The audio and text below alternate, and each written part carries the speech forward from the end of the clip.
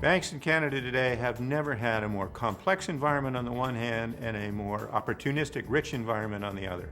On the one hand, the regulatory environment is changing literally by the minute, by the second, by the day. The opportunities for growth, for acquisition, and for integration have never been more powerful. And today we're launching Insights into Canadian Banking. And in that, we're going to be taking you through a number of different topical issues that Mark's just mentioned that are affecting our Canadian financial institutions and our banks. Looking past the G20, I see an increased cost of non-compliance to our Canadian banking clients and to banking clients globally. Whether it's looking at things from the channel of public scrutiny, the increased cost to one's reputation for non-compliance, or various other costs that may be embedded through this process. Ultimately, I believe our Canadian banks are extraordinarily well positioned. I believe their guiding light and principles will always continue to navigate them, and our sound governance, risk, and compliance infrastructures will continue to ensure that we stay in good stead. I think what's fascinating is that the G20 kinds of conversations tend to focus largely on the regulatory side of things, kind of top-down, whereas this consumer emphasis is going to have a powerful impact and in fact may reach deeper into the operations of the individual banks. Absolutely. The impacts of all of these changes on risk systems is actually quite profound.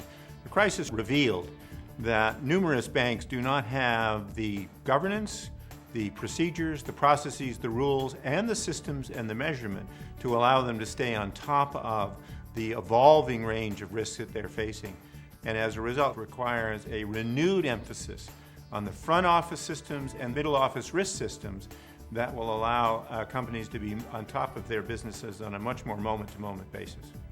Mark, we're also seeing that with the focus on systems and infrastructure is the need to focus in on clean and good data and receiving that on a very timely basis. Well, the net effect of that data problem is you realize that this isn't just a risk systems and measurement problem, it's also a validity, quality, and reliability of data problem, which requires a much more complex system solution.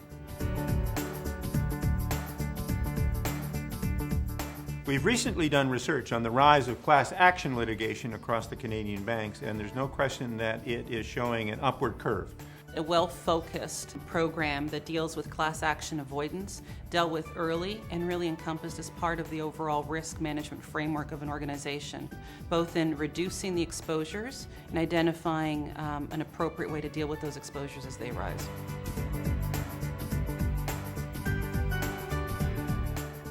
The U.S. financial reform bill that's just recently passed the Senate floor, I believe will have a significant impact on some of our Canadian banks that are operating south of the border, particularly in the retail space and in the small business banking activity area. It will have, two very large impacts that need to be focused on from an operational perspective at our banking level. One of those is the OTC derivatives and the ability of those derivatives to now have full transparency on exchanges.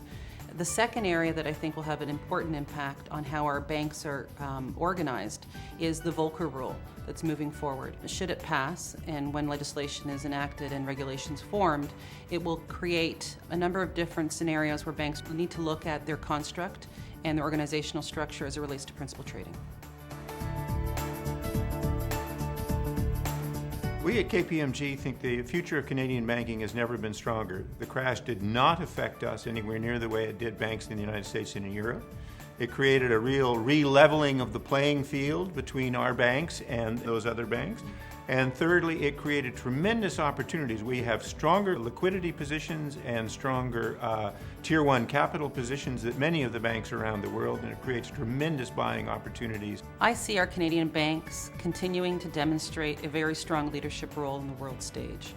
I continue to see us well positioned because of our liquidity positioning and well capitalized banking institutions to take advantage of growth where growth is due.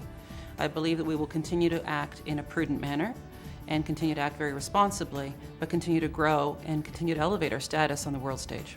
And that's why we are proud to be launching our most recent publication, Insights into Canadian Banking, and we hope that you, the audience, find terrific value in it. Enjoy.